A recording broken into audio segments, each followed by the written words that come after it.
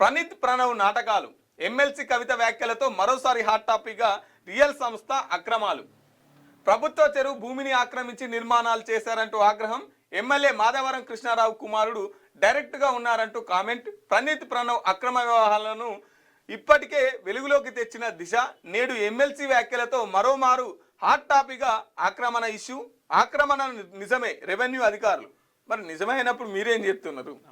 కవిత బయట పెట్టదాకా మీరేం చేస్తున్నారు?